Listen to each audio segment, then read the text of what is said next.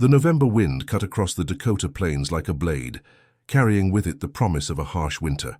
Sarah Mitchell pulled her woolen cloak tighter around her shoulders as she watched the horizon from the driver's seat of her hired wagon. The sky had turned an ominous gray, and the temperature was dropping rapidly. "We should have reached Fort Randall by now," muttered Jacob Henley, the grizzled wagon driver she'd hired in Yankton. His weathered face showed concern as he studied the darkening clouds. "This doesn't look good, miss. Storm's coming in fast." Sarah adjusted her grip on the leather satchel containing her teaching certificates and letters of recommendation. After months of correspondence, she had finally secured a position to establish a school in the frontier settlement of Cedar Ridge, just north of the Nebraska border. At 24, she was determined to bring education to the children of pioneers, despite her family's protests about a proper Boston lady venturing into such dangerous territory. "How much farther do you think it is?" she asked, her breath visible in the cold air. Jacob shook his head grimly. "Hard to say. This blizzard's going to hit us before we make it. We need to find shelter, and fast." As if summoned by his words, the first snowflakes began to fall. Not the gentle, picturesque snow of a New England winter, but hard, driving pellets that stung the face and obscured vision. Within minutes, the flakes had transformed into a wall of white that made it impossible to see more than a few feet ahead. The horses whinnied nervously as Jacob fought to control them. The wagon lurched violently as one wheel hit a hidden rut, and Sarah heard the sickening crack of wood splintering. "Whoa there!" Jacob shouted, pulling hard on the reins. The wagon tilted dangerously before coming to a complete stop. He climbed down to inspect the damage, his boots crunching in the rapidly accumulating snow. "Axles cracked clean through," he called up to her, his voice barely audible over the howling wind. "We're not going anywhere in this wagon." Sarah's heart sank. She looked around at the vast emptiness surrounding them. Nothing but rolling prairie in every direction, now disappearing under a blanket of white. "What do we do?" Jacob unhitched the horses with practiced efficiency. "I'm taking one horse and riding back toward Yankton. Better chance of finding help that way. You take some supplies and the other horse, head north. There might be a homestead or trading post up that way."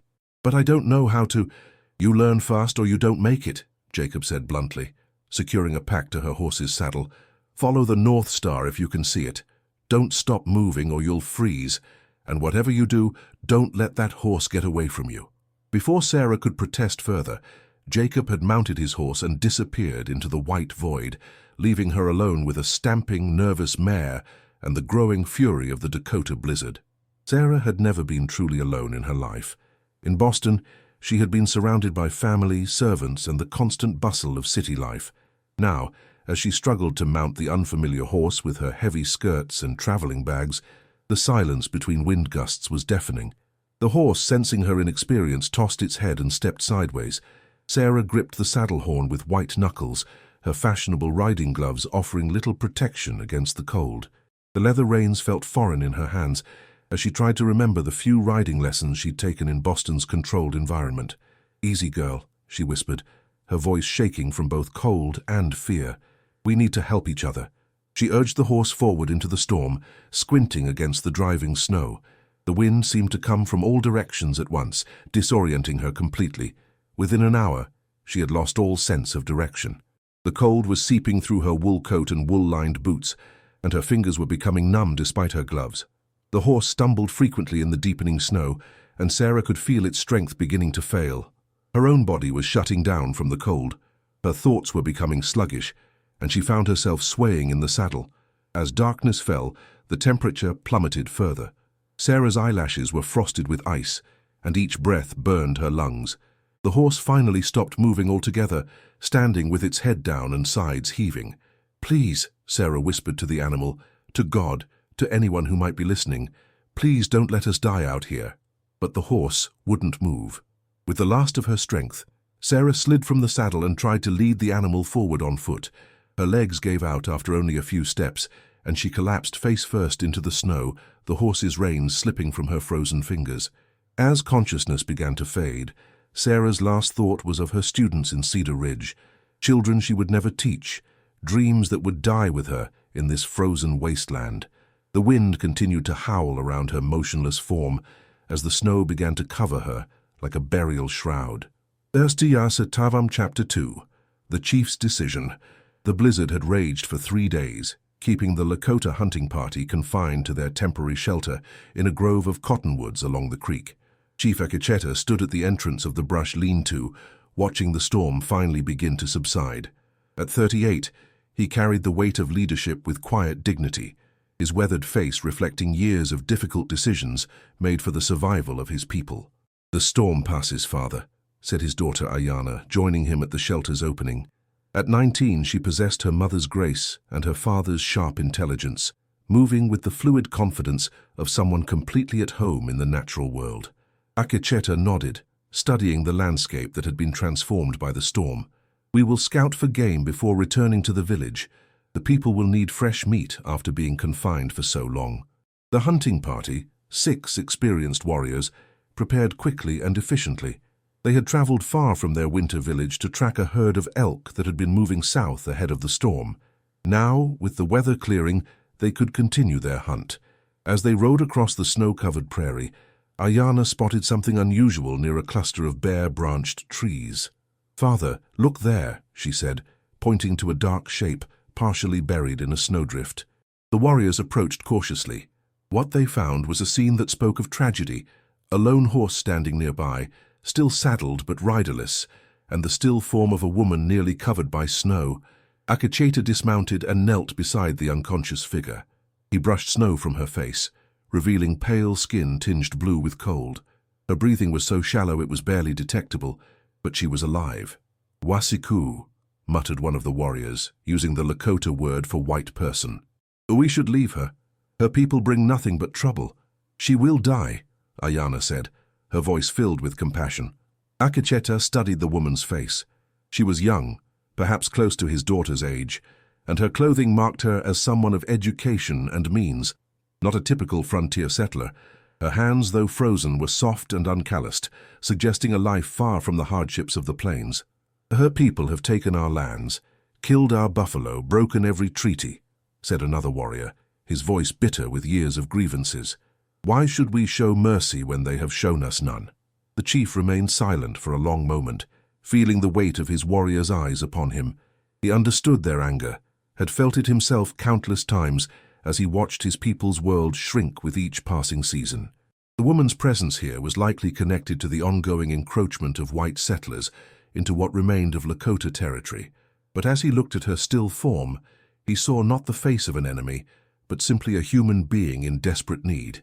His wife, lost to illness 3 winters past, had often spoken of the sacred duty to help those who could not help themselves, regardless of their origin.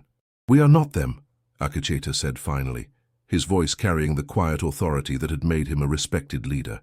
"We do not become our enemies by copying their cruelty." He lifted the woman carefully, noting how light she felt in his arms. "Ayana, gather her belongings. We take her to Winona." The journey back to their winter village took most of the day, with the unconscious woman wrapped in buffalo robes and secured on a travois, pulled by one of the horses. Akecheta rode beside her, checking frequently to ensure she still breathed.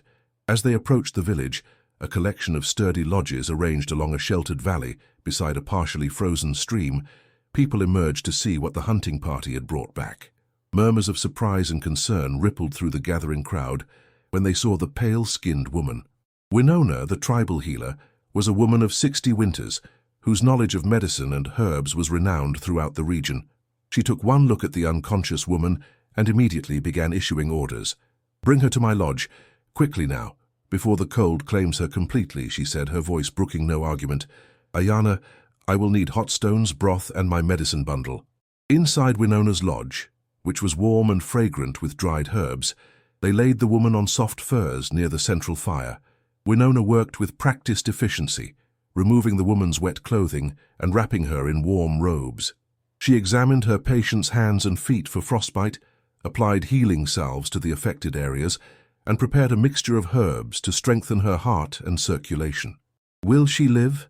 Ayana asked, helping to position heated stones around the patient to gradually warm her body. "That depends on her spirit," Winona replied, spooning warm broth between the woman's lips. "Her body is strong, but she has been very close to the spirit world. Whether she chooses to return to us remains to be seen."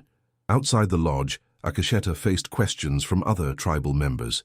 Some supported his decision to help the woman, while others worried about the complications her presence might bring. "What if soldiers come looking for her?" asked Standing Bear, an elder whose wisdom Akacheta valued. "What if her family demands her return?" "Then we will face that when it comes," Akacheta replied. "For now she is under our protection. She has done nothing to harm us, and we will not let her die simply because of her birth." As night fell over the village, Akacheta sat outside Winona's lodge, listening to the sounds of his people settling in for the evening. Children played near the fires, elders shared stories, and the normal rhythms of life continued. But he knew that his decision to save the white woman had set events in motion that would test his leadership and his people's unity in ways he could not yet foresee. The wind carried the scent of snow and the promise of a long winter ahead. Whatever challenges lay in store, Akacheta had made his choice guided by the values his people held sacred: courage, compassion, and the protection of those who could not protect themselves. Chapter 3. Between Two Worlds. Sarah's consciousness returned slowly, like emerging from deep, dark water. The first thing she noticed was warmth, blessed, life-giving warmth that seemed to envelope her entire body.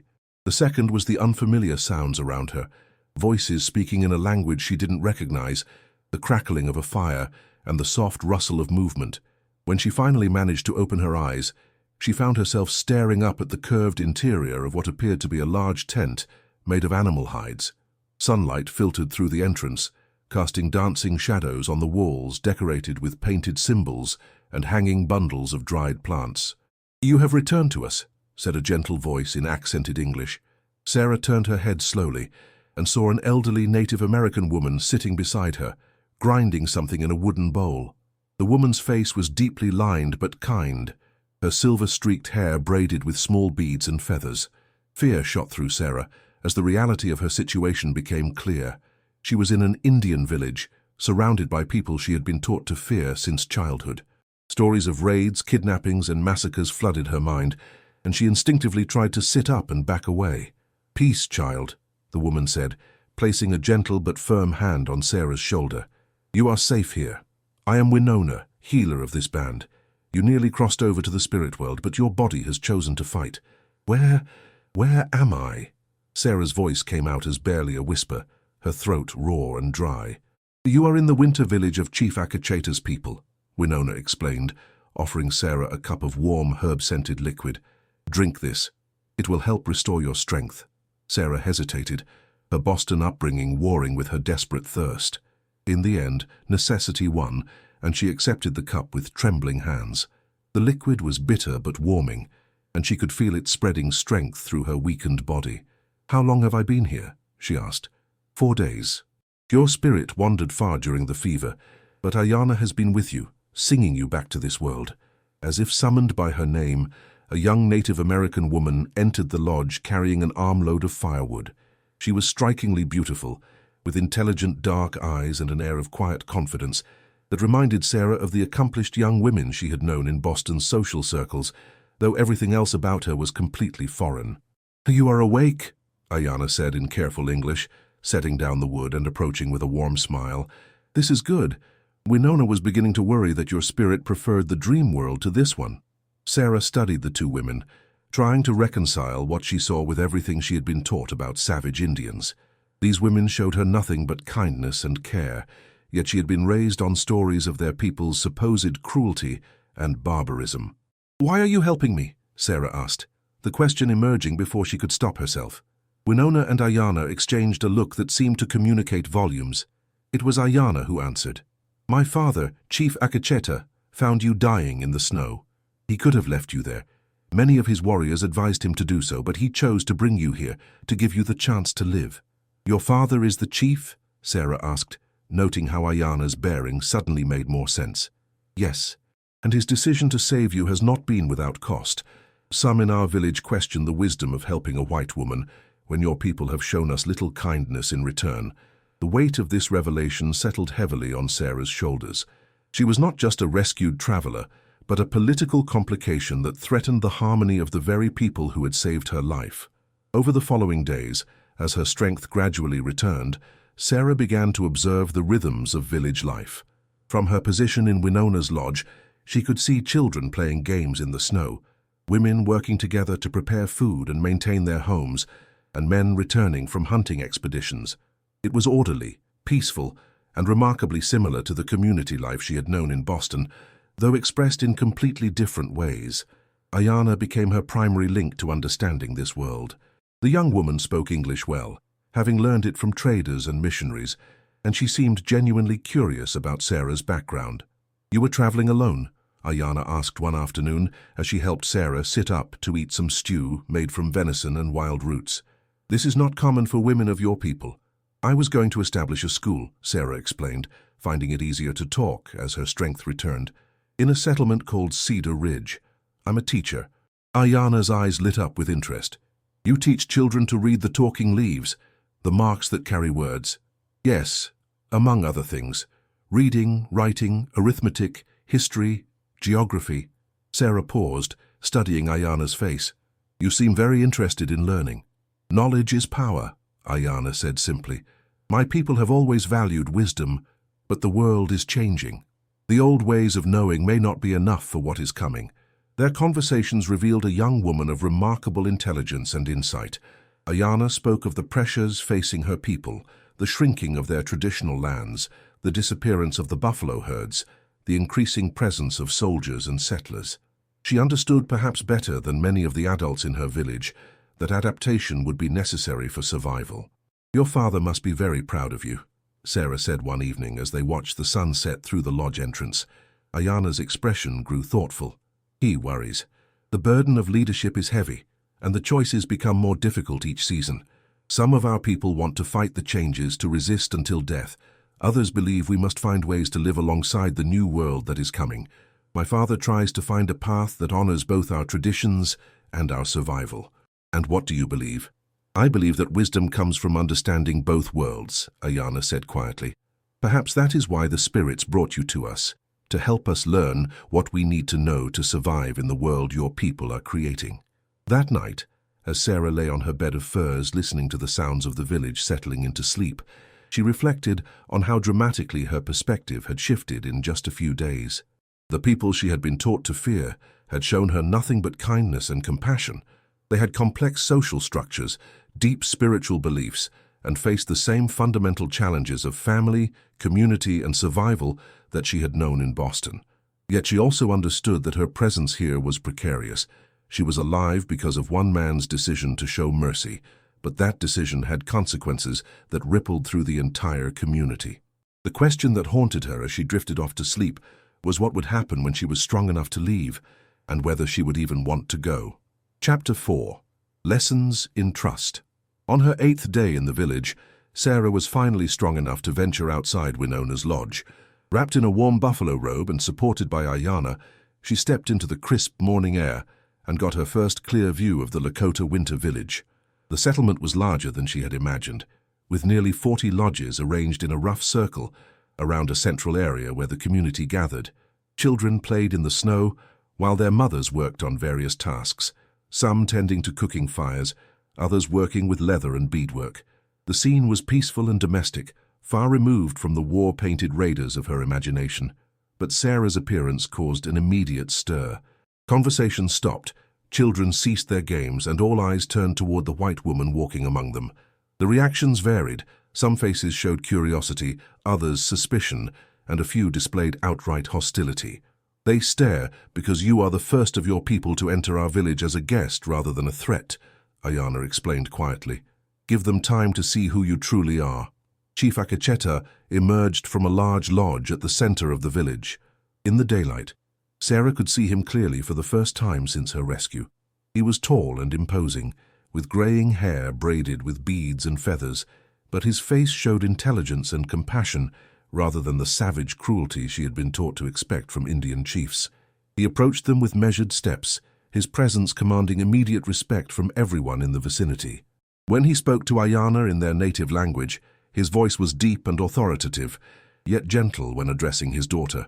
"My father asks how you are feeling," Ayanna translated. "He wishes to know if you are strong enough to speak with him about your situation." Sarah straightened her shoulders, drawing on the poise her Boston upbringing had instilled in her. "Please tell him I am grateful beyond words for his kindness, and for the care your people have shown me.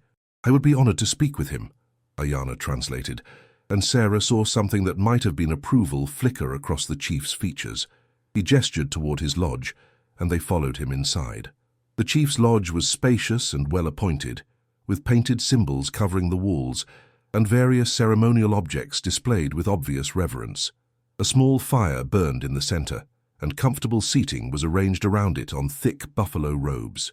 Akecheta spoke at length in Lakota, while Sarah waited patiently. His tone was serious but not unkind, and she noticed how Ayana listened carefully before translating. My father says that your presence here has created complications. Some of the warriors believe you should be returned to your people immediately before soldiers come looking for you. Others fear that helping you will be seen as an act of friendship that your people will not honor in return. Sarah felt her heart sink. She had known this moment would come, but she wasn't prepared for how much the thought of leaving distressed her.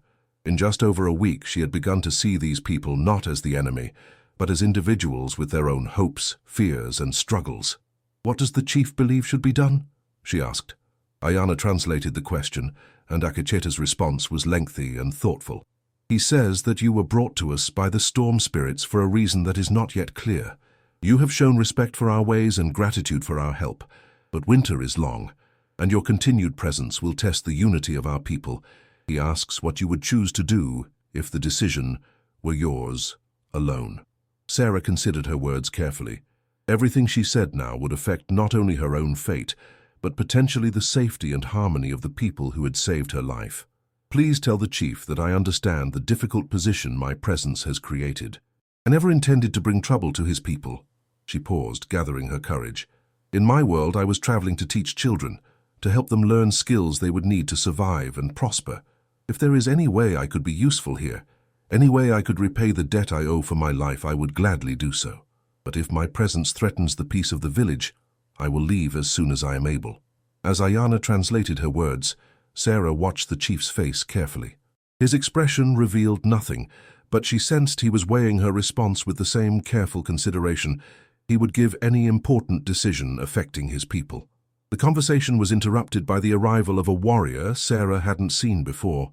He was younger than the chief, but carried himself with obvious authority. He spoke rapidly in Lakota, his tone urgent and concerned. "What is it?" Sarah asked, noticing the tension that suddenly filled the lodge. "Scouts have spotted a military patrol 2 days' ride to the east," Ayana explained, her face grave. "They appear to be searching for something, or someone." The implications were clear. Whether they were looking specifically for Sarah or simply conducting routine patrols, the presence of soldiers near the village created a dangerous situation. If they found a white woman living among the Lakota, it could provide an excuse for the kind of military action that had devastated other tribes. Akecheta spoke briefly to the warrior, who nodded and left quickly. Then he turned back to Sarah, his expression serious but not unkind. "My father says the time for decisions has come sooner than expected," Ayana translated. "The soldiers change everything. If they find you here, they will assume you were taken against your will. They will not listen to explanations or believe that you were helped rather than captured." Sarah felt the weight of responsibility settling on her shoulders. Her continued presence could bring disaster upon the very people who had saved her life. But the thought of returning to the white world after what she had experienced here felt like abandoning a new understanding that had fundamentally changed her.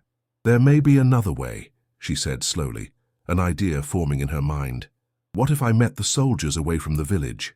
I could tell them I survived the storm on my own, that I never encountered any Indians. It would protect the village and explain my absence." Akecheta listened to the translation with interest, then spoke at length with his daughter. "My father says this plan has merit, but it is dangerous for you. If the soldiers suspect you are lying, or if they don't believe your story, you could face serious consequences. And once you return to your people, you may never have the chance to come back here." The finality of that statement hit Sarah harder than she had expected. The possibility that she might never see Ayana, Winona, or the chief again felt like a profound loss. But she also understood that this might be the only way to protect the people who had shown her such unexpected kindness. "When would I need to leave?" she asked. "Tomorrow at first light," Ayana replied. "My father will send 2 warriors to guide you to a place where the soldiers might believably find you." "But Sarah," She paused, using her English name for the first time. "Are you certain this is what you want to do?" Sarah looked around the lodge that had become a second home, at the young woman who had become a friend, and felt the magnitude of the choice before her. In leaving, she would be returning to a world that no longer seemed to fit quite as well as it had before, but in staying, she risked bringing disaster upon people who had already suffered too much. "Yes," she said finally, "it's what needs to be done." Chapter 5. The Choice That Changes Everything. The morning of Sarah's departure dawned clear and bitterly cold. She stood outside Winona's lodge in the pre-dawn darkness, wearing her own clothes, now cleaned and mended, beneath a warm Lakota coat that Ayanna had insisted she keep. Her few possessions were packed in a leather bag that the village craftsman had made for her during her recovery. The entire village seemed subdued, as if sensing the significance of this moment. Children watched from doorways, while their parents maintained the careful neutrality that had characterized their acceptance of her presence. Some faces showed genuine sadness at her departure, while others reflected relief that this complication would soon be resolved. Winona emerged from her lodge carrying a small bundle of herbs. "For your journey," she said in her careful English, pressing the package into Sarah's hands. "And to remember that healing comes in many forms." "I will never forget your kindness," Sarah replied, her voice thick with emotion. "You saved my life in more ways than you know." The old healer nodded solemnly. "Perhaps we saved each other, child. The spirits work in ways we do not always understand." Chief Akacheta approached with 2 warriors, the same men who had been with him when they found her in the snow. The irony was not lost on Sarah that her departure would mirror her arrival, but now she understood these men not as fearsome savages, but as protectors preparing to risk their own safety to ensure hers. "My father wishes you to know," Ayanna translated as the chief spoke, "that you will always have a place among our people. You have shown honor and courage, and you leave as a friend of the Lakota." Sarah felt tears threatening and struggled to maintain her composure. "Please tell him that knowing his people has changed my understanding of the world. I hope someday that understanding can help bridge the divide between our peoples." The journey to the rendezvous point took most of the day. The 2 warriors, whom Sarah now knew as Swifthawk and Tall Bear, maintained a careful distance from her while still keeping her in sight. They had chosen a location near an abandoned trading post where it would be believable for a lost traveler to have taken shelter during the storm. As they approached the designated spot, Swifthawk raised his hand for silence. In the distance, Sarah could see the blue uniforms of a cavalry patrol approaching from the east. The sight of them, her own people, should have filled her with relief, but instead she felt only apprehension and sadness. The warriors melted away into the landscape with the silent efficiency she had come to admire, leaving Sarah alone beside the ruins of the trading post. She arranged her belongings to suggest she had been sheltering there for days, then settled down to wait.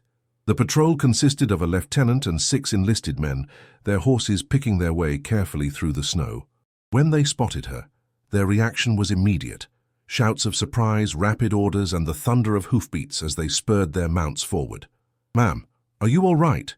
The lieutenant, a young man probably no older than herself, dismounted quickly and approached with obvious concern. "I'm Lieutenant Crawford, 4th Cavalry. We've been searching for survivors of the storm." "Thank God you found me," Sarah said, allowing genuine relief to color her voice. "I thought I was going to die out here. What happened? Where's your escort?" Sarah launched into the story she had carefully rehearsed, how her wagon had broken down in the storm, how her driver had ridden for help and never returned, how she had managed to reach this shelter with her horse and had been surviving on what little food she carried. Lieutenant Crawford listened with growing amazement. "You survived alone for over a week. That's remarkable, miss. Most people wouldn't have lasted 2 days in that storm." "I had good shelter and enough supplies," Sarah replied, gesturing to the ruins around them. "And I suppose I'm more resourceful than I thought." The soldiers made her comfortable while they prepared to escort her to the nearest fort. As they worked, Sarah found herself studying their faces, young men mostly, far from home, and probably as uncertain about this frontier as she had been just weeks ago. They treated her with courtesy and respect, but she couldn't help comparing their assumptions about the Indian threat with the reality she had experienced. "We need to get you to Fort Randall," Lieutenant Crawford said as they prepared to depart. "The post surgeon should examine you and we'll need a full report of your experience. Command will want to know if you saw any signs of hostile activity in the area." Hostile activity? Indian raiders, ma'am. We've had reports of a Lakota band operating in this region. Chief Akacheta's group.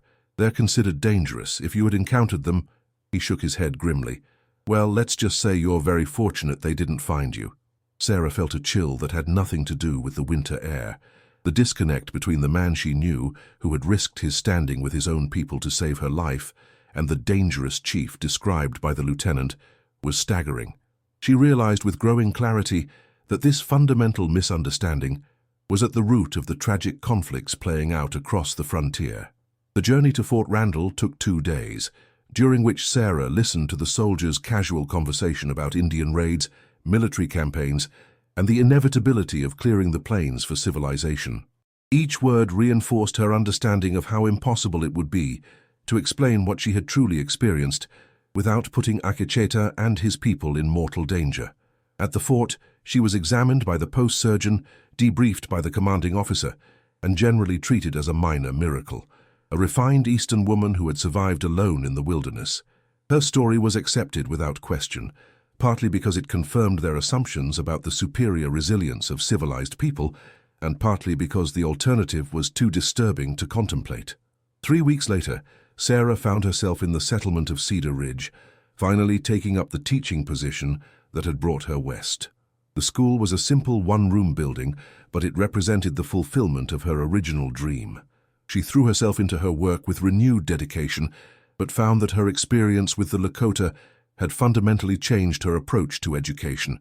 Where once she might have taught about the taming of the frontier and the civilization of the wilderness, she now found herself speaking more carefully about the complexity of different cultures and the importance of understanding before judging. When her students asked about Indians, she spoke of families, children, and communities, rather than the savage stereotypes that filled popular literature. The changes in her perspective did not go unnoticed. Some parents praised her for bringing a more sophisticated understanding to their children's education. Others worried that she was being too sympathetic to the Indian problem. But Sarah persevered, finding ways to plant seeds of understanding and compassion in young minds that might someday have the power to choose peace over conflict. On a cold February morning, as she was preparing lessons for the day, Sarah noticed an unusual stillness in the settlement. Looking out the schoolhouse window, she saw that a small group of riders had appeared at the edge of town. Even at a distance, she recognized them immediately. Lakota warriors, sitting motionless on their horses as they observed the settlement. Her heart raced as she spotted a familiar figure among them. Chief Akacheta sat straight and proud on his painted horse, his presence both regal and somehow reassuring. Beside him she could just make out Ayana, wrapped in warm furs, but unmistakably the young woman who had become her friend. The settlement erupted into activity as word spread of the Indian presence. Men reached for weapons, women gathered children, and someone rang the alarm bell that would summon help from nearby farms. But the warriors made no aggressive moves. They simply sat and watched as if waiting for something. Sarah knew with absolute certainty that they had come for her. Somehow, despite all the dangers and complications, they had found a way to give her a choice, to offer her the chance to return to the world she had briefly known among them. Standing at the schoolhouse window, Sarah felt the weight of 2 worlds pulling at her. Behind her lay the life she had planned, respectable, predictable, and bounded by the expectations of her culture.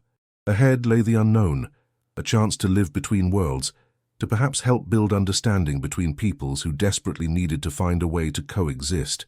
The children would be arriving soon for the morning lesson.